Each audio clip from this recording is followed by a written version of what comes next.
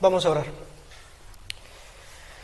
Padre, te damos gracias, Señor, por tu bendita misericordia. Nuevamente gracias por reunirnos como una familia. Gracias, Señor, por que en tu favor y en tu misericordia, en tu eterna gracia, nos has predestinado, Señor, para salvarnos y limpiarnos de todos nuestros pecados, enviando a Cristo Jesús en un pesebre para salvar a su pueblo. Padre, te ruego que a lo largo de este mensaje todos nosotros podamos comprender un poco más el precio que fue pagado en la cruz, el costo que costó limpiarnos de nuestro pecado, lavar nuestra alma y hacernos justos y santos delante de ti. Te ruego, Señor, que tu Espíritu convenza nuestros corazones, nos conceda arrepentimiento, nos ayudes a valorar más y a vivir cada día para aquello por lo cual tú pagaste, Señor.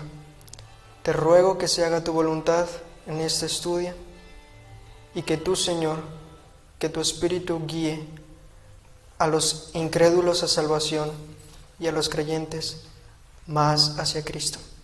En el nombre de Cristo Jesús oramos. Amén.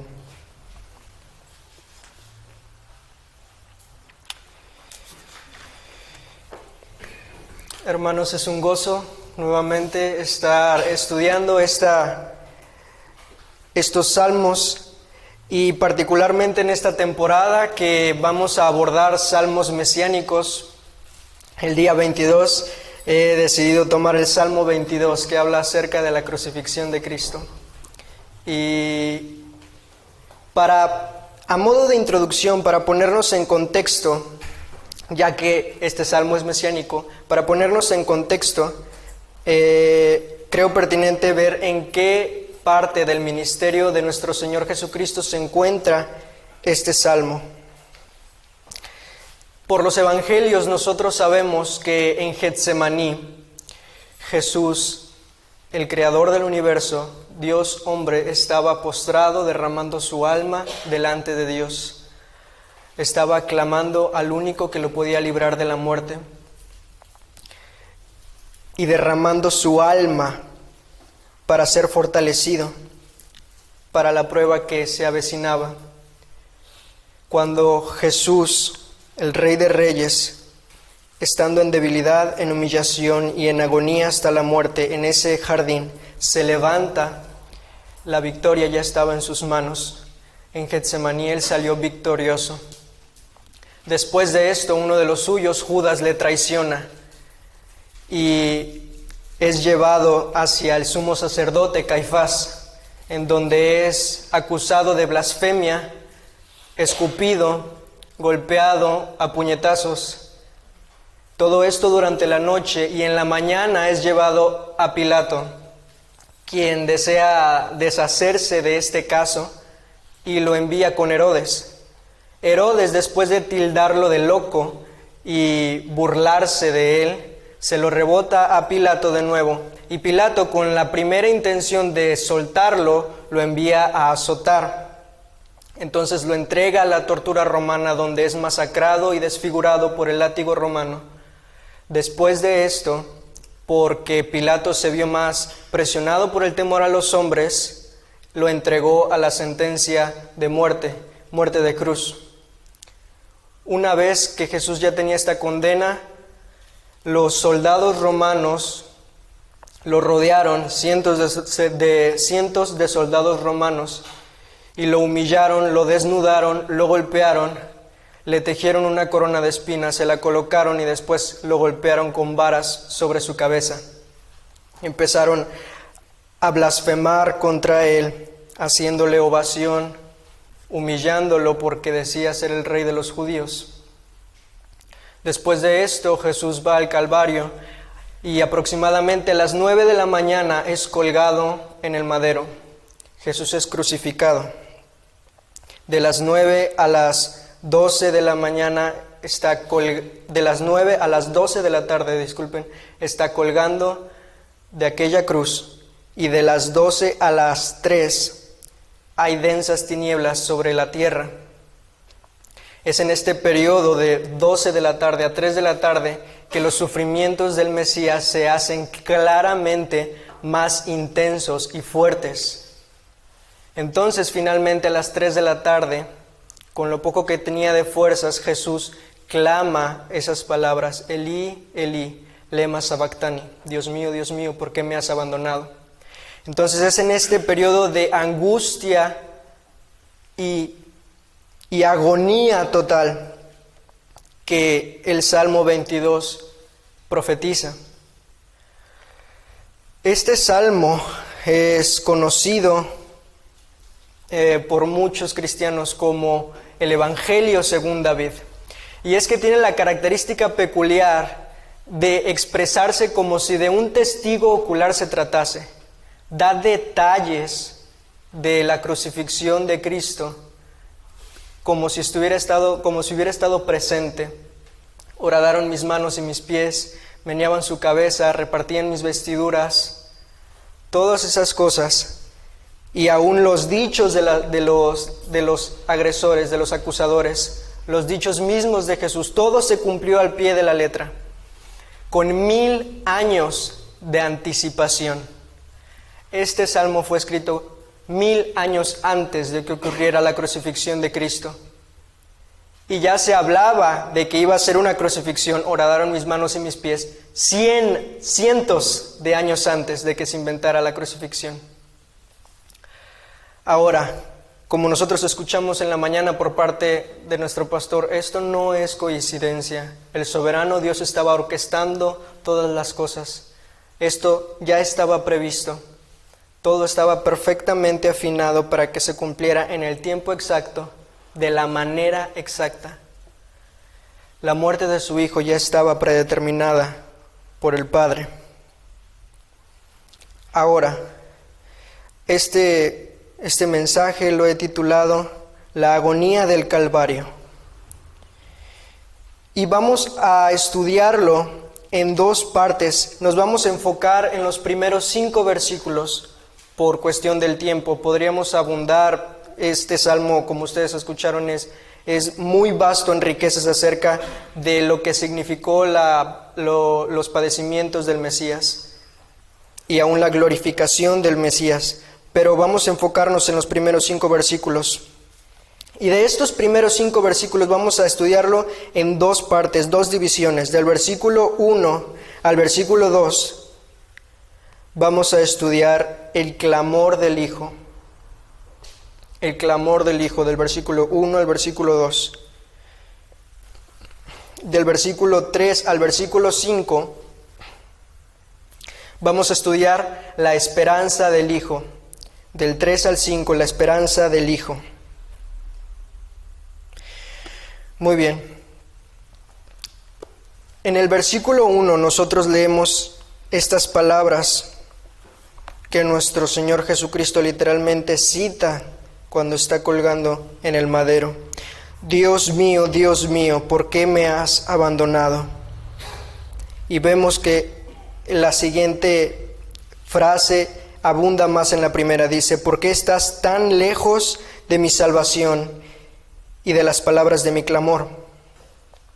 Vamos a resaltar primero la palabra Dios mío. Nosotros ya hemos escuchado muchas veces, algunos de ustedes lo han leído por su propia cuenta, cómo el Señor Jesús, cuando se refiere al eterno Dios, se refiere como su Padre. A Dios el Padre, Dios el Hijo, le llama Padre. Era el único con la autoridad y la dignidad entera para llamar a Dios su Padre. Él disfrutaba de una excelente intimidad, de una gloriosa satisfacción con su Padre. ¿Recuerdan esas veces que se apartaba a orar a solas para estar tiempo con Dios, para estar tiempo con su Padre? Era una relación de amor y de gozo puro, tal como en la eternidad. El Hijo amando perfectamente al Padre, el Padre amando perfectamente al Espíritu Santo, y todos en una perfecta Trinidad de amor, gozo y pureza. Todo era excelencia divina.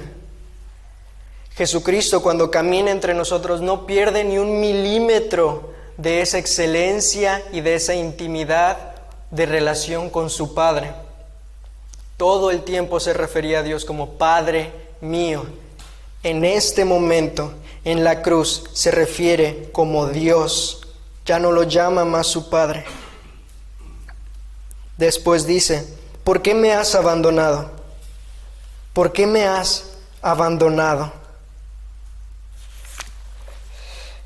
Dios Hijo, Jesucristo, ya no le llama Padre, le llama Dios. ¿Por qué le llama Dios y no Padre? Porque ahora lo ha abandonado. Dios Padre ha abandonado a su Hijo.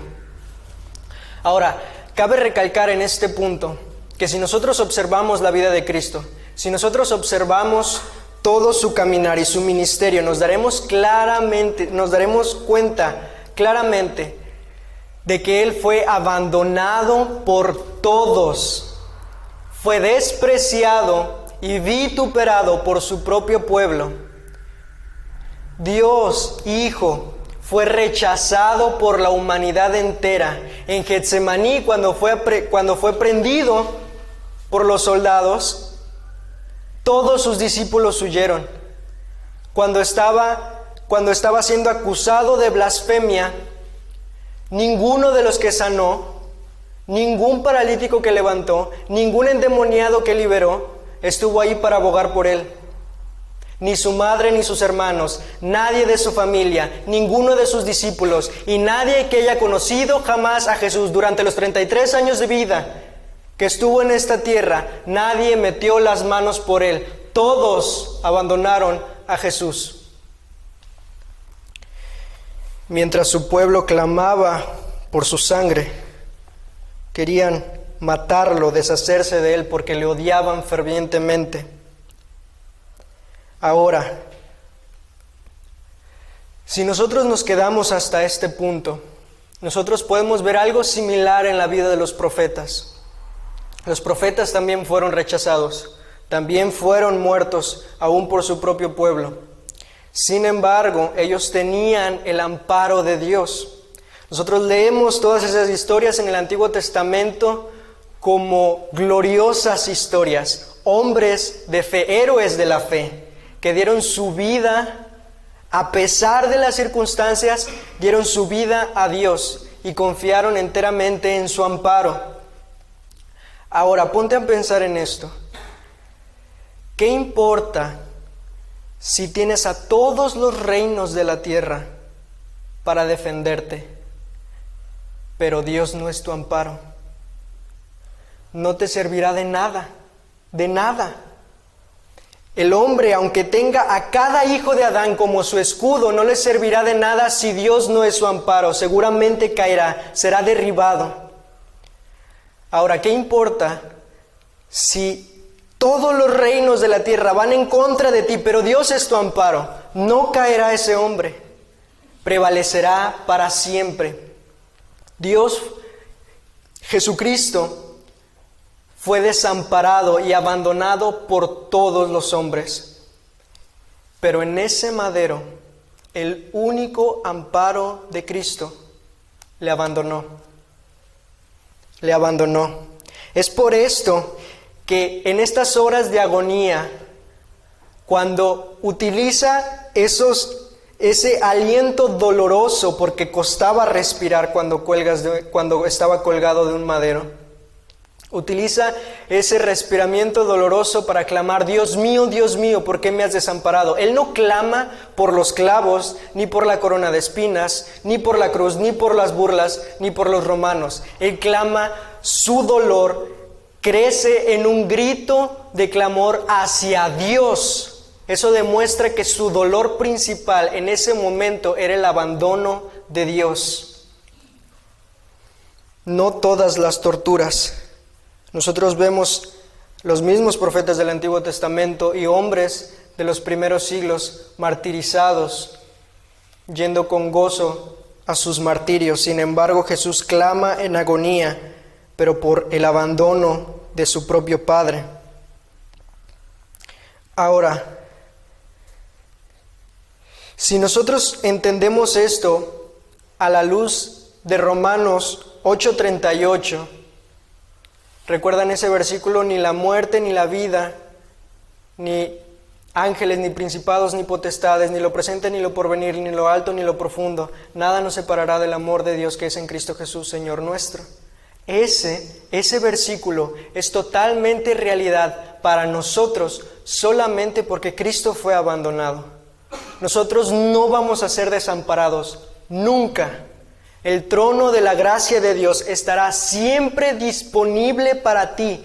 No habrá un segundo en tu vida de creyente que ese trono será cerrado enfrente de ti. Ni un segundo.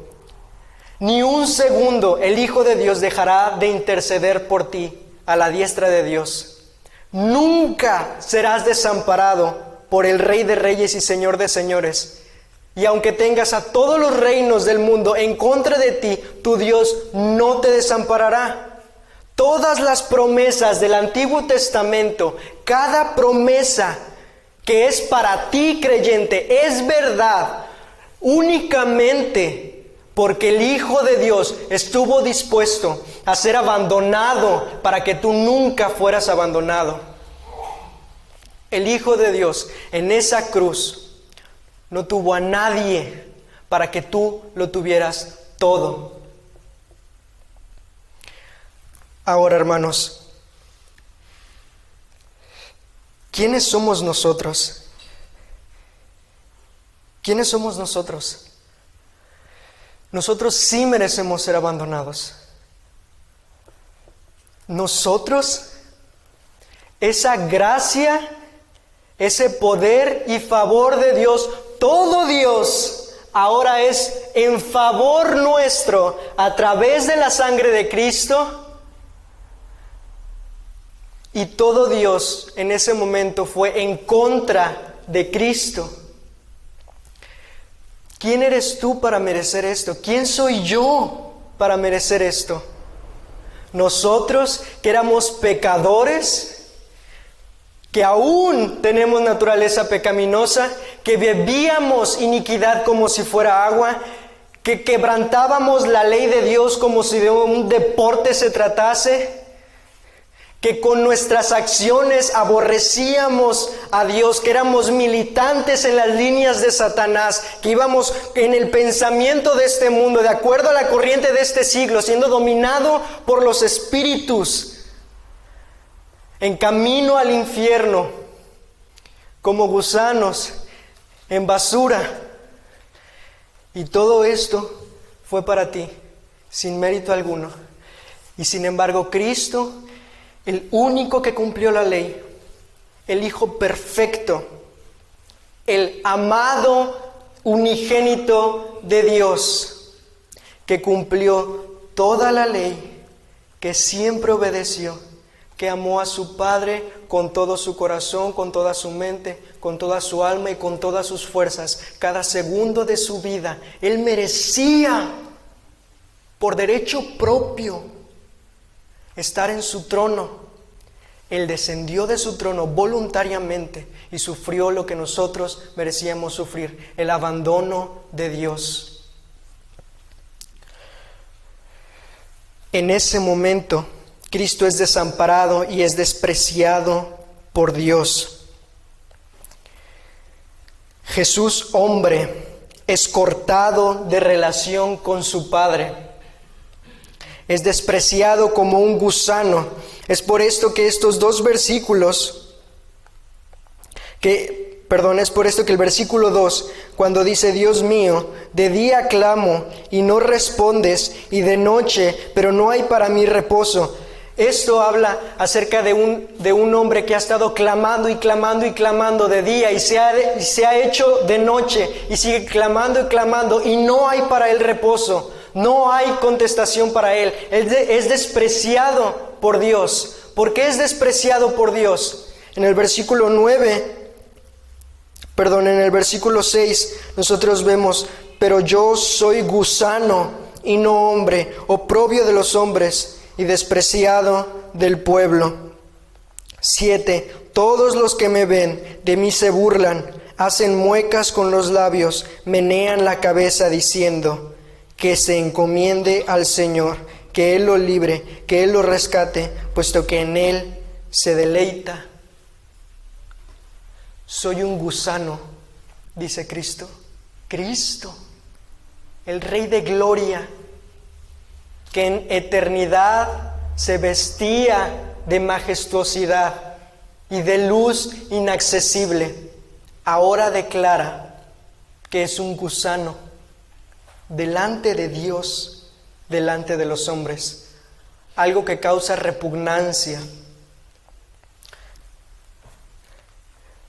Este desprecio de Dios tiene un motivo. ¿Por qué Dios desprecia así a su Hijo? ¿Por qué Dios le abandona en el momento de su más grande aflicción? La respuesta se encuentra en el siguiente punto: la confianza del Hijo. Vemos el versículo 3. Sin embargo, tú eres santo. Tú eres santo. La santidad de Dios es aquello que hacía que el Hijo ya no tuviera más relación con el Padre, que cortaba la relación tan perfecta y armónica de Jesús con su Padre. La santidad de Dios. En Habacuc 1:13 hace la mención, muy puros son tus ojos para mirar el mal. El Dios Santo se encontraba viendo a su Hijo, a su único Hijo, pero ahora observándolo cubierto de nuestro pecado. En Isaías 53 se abunda más de esto. Nuestros pecados fueron puestos sobre Él. Toda nuestra maldad, cada uno de tus pecados, pasados, presentes y futuros, de cada santo en la historia de la iglesia, hecho santo en la historia de la iglesia, cada uno de nuestros pecados fue puesto y recargado sobre la carne santa de Jesucristo. Entonces Dios observa a su Hijo cubierto de esa maldad. Y Dios es muy limpio de ojos para mirar eso. Entonces Dios le rechaza. Y no solo eso, sino que su ira, que era acumulada para nosotros, ahora es contra su Hijo. Esto puede no significar mucho para nosotros, porque no entendemos la naturaleza del pecado. No podemos entender la excesiva pecaminosidad del pecado, porque no podemos entender la excesiva santidad del Dios Santo. Hermanos, si nosotros vemos lo que es el pecado a través de las páginas de la Biblia, nos daremos cuenta que el pecado es el peor mal que uno pueda imaginar jamás. El pecado es el combustible que hace arder las llamas del infierno. ¿Saben por qué el infierno nunca se apagará? Porque el pecado de las personas que yacen en ese lugar nunca se acabará. Es eso lo que mantiene viva la llama del infierno. La santidad de Dios, la justicia de Dios, reclama ser saciada y por siempre estará en contra de aquellos que pecan, porque el pecado es aquello que ofende la santidad de Dios en un nivel extremo. Solamente dale un vistazo a lo que provocó en Génesis 3. La creación, la hermosura, la creatividad de Dios, la santidad, la perfección, la armonía en un ecosistema puro, lleno de vida, todo bueno, y llega el pecado y destroza todo. Maldito es el hombre y maldita la tierra. ¿Por causa de qué? Del pecado. Nunca es algo ligero. El pecado siempre es agresivo y grotesco. El pecado es peor que cualquier tragedia que le pueda ocurrir al hombre. Porque la tragedia viene de afuera hacia adentro. Y todas las tragedias para nosotros, de acuerdo a Romanos 8, son para hacernos más conforme a la imagen de Cristo. Pero el pecado es un mal que emerge desde adentro hacia afuera y contamina a otros y destruye familias y hace caer imperios y despedaza a toda una sociedad. El pecado es peor que el peor de los males. Es peor que Satanás y que sus demonios. Es peor que la muerte física. Es un deseo ferviente de destronar a Dios. Es un aborrecimiento vivo en contra de Dios. Porque el pecado desea que Dios no esté más ahí, gobernando con sus leyes, limitando al pecado. Quisiera ser libre y hacer lo que quisiera.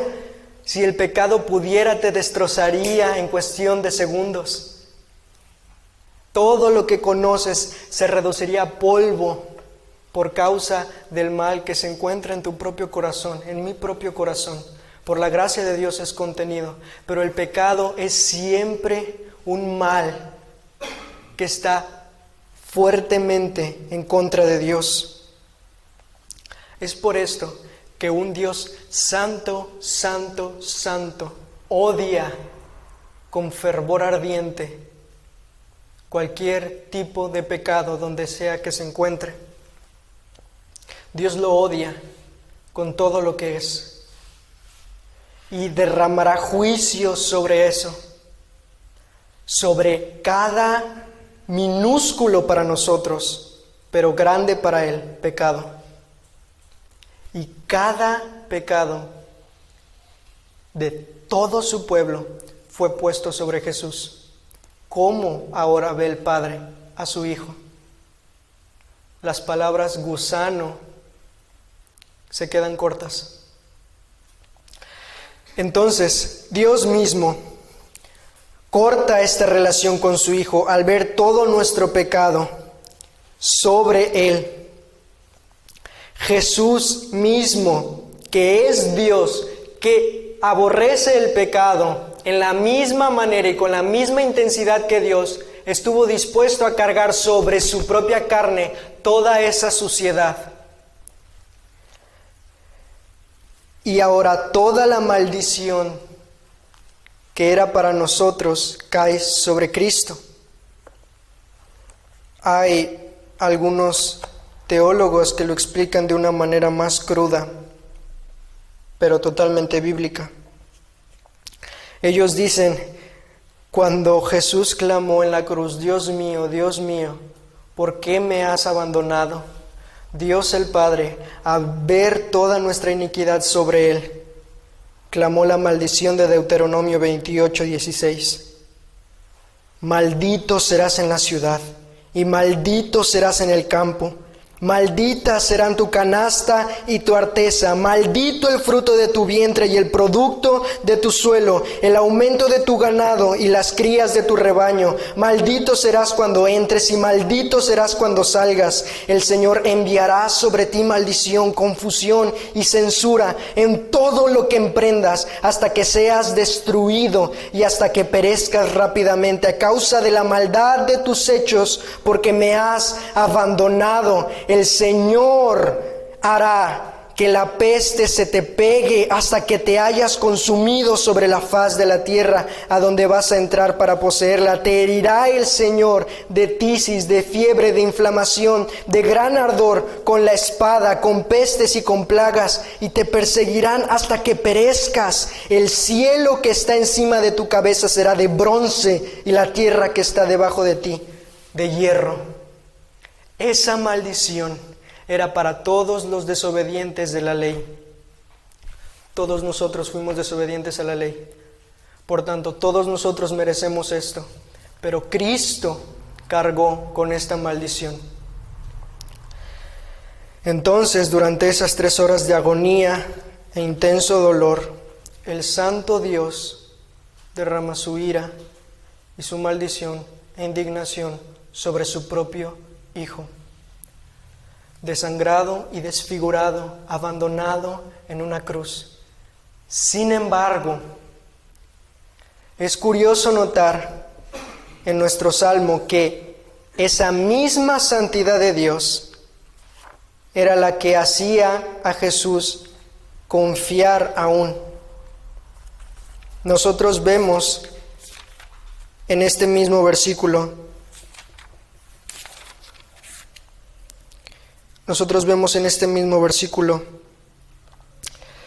en el versículo 3, sin embargo, tú eres santo, que habitas entre las alabanzas de Israel.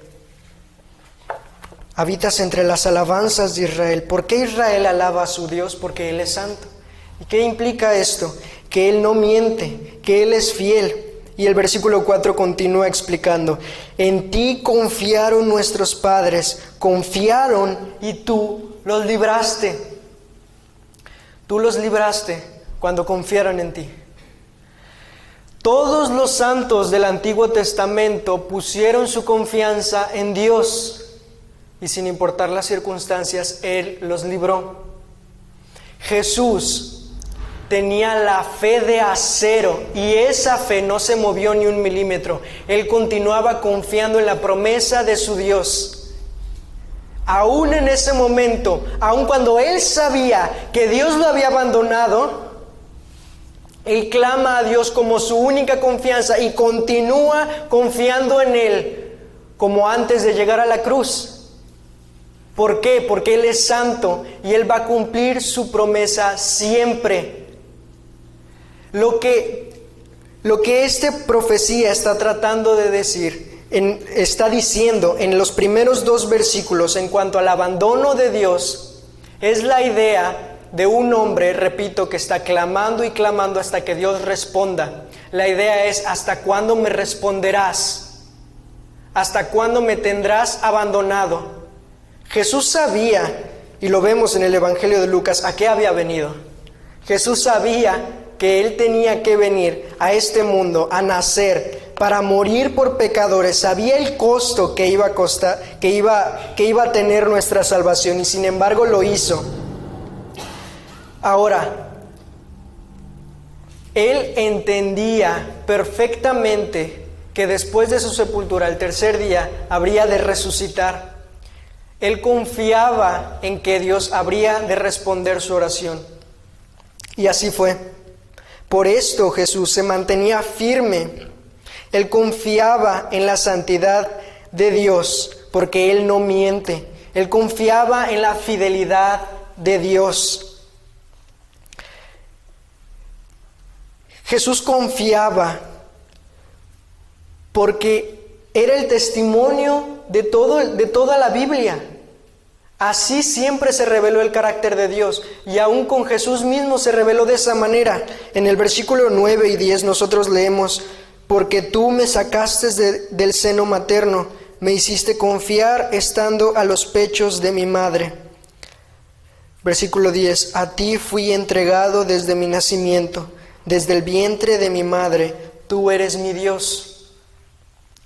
Él estaba reposando totalmente en los brazos de su Dios.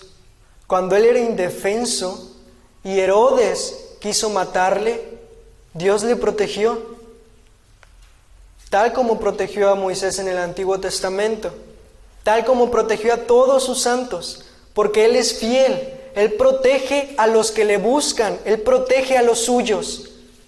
Y Jesús confiaba en esto desde el vientre de su madre, desde el momento en el que Él vino a esta tierra, con todos los peligros, la humillación y el dolor que eso conllevaría.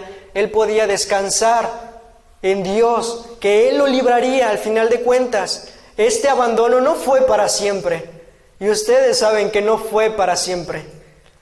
Por lo menos fue en esas 3 horas, de las 12 de la tarde a las 3 de la tarde que expiró. Por lo menos en esas 3 horas es claramente evidente que hubo un abandono de Dios.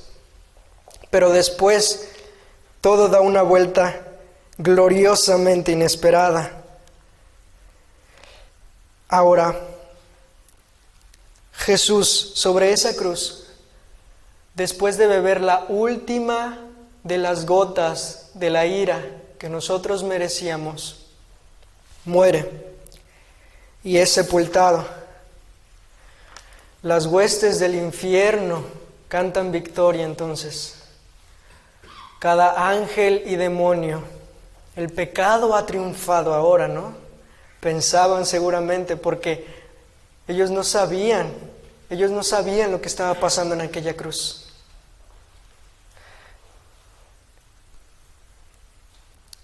Pero cuando Él fue sepultado, al tercer día, Él resucita. En Romanos 8:3, acompáñenme por favor rápidamente.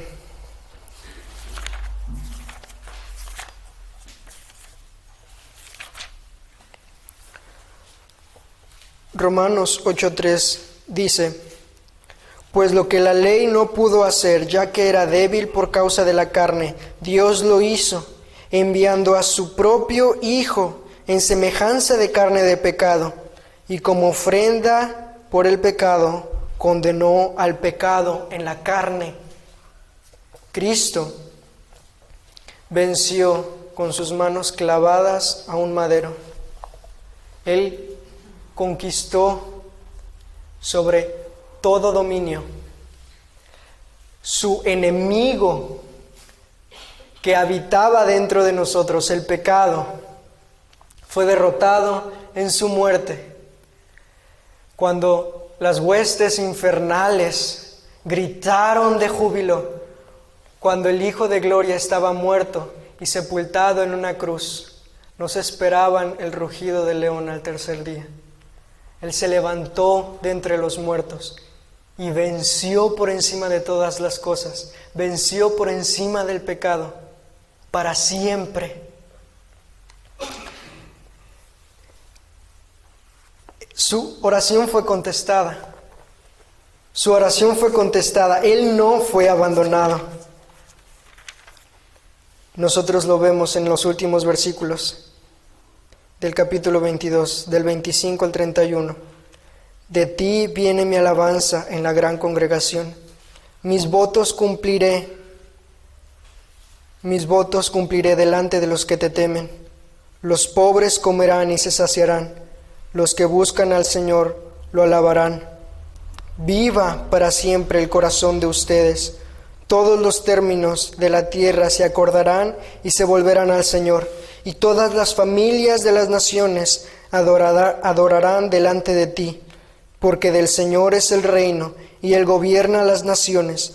Todos los grandes de la tierra comerán y adorarán, se postrarán ante Él, todos los que descienden al polvo. Aun aquel que no puede conservar viva su alma, la posteridad le servirá. Esto se dirá del Señor hasta la generación venidera. Vendrán y anunciarán su justicia a un pueblo por nacer. Anunciarán que Él ha hecho esto. Él venció y venció para siempre.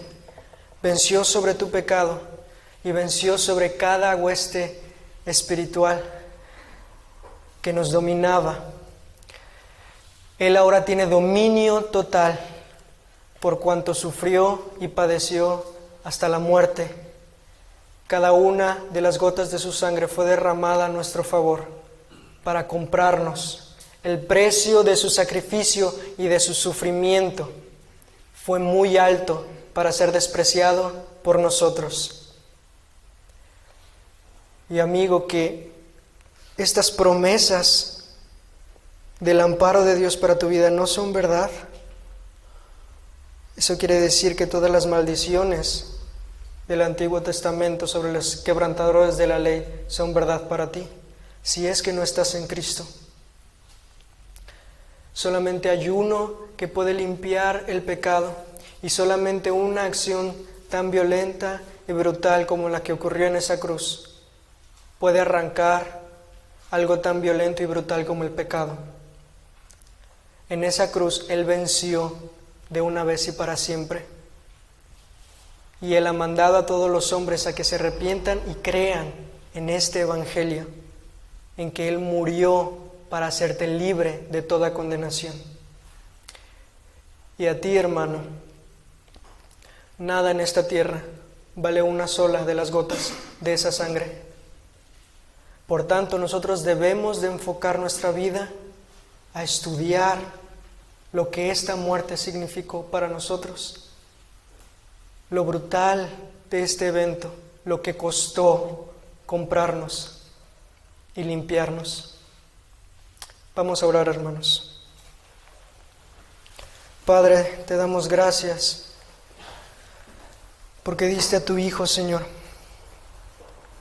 porque fue molido y quebrado en esa cruz para que nosotros obtuviéramos libertad y perdón de nuestros pecados. Él fue manchado con nuestra maldad para que nosotros fuéramos limpios. Fue herido para que nosotros fuéramos sanados.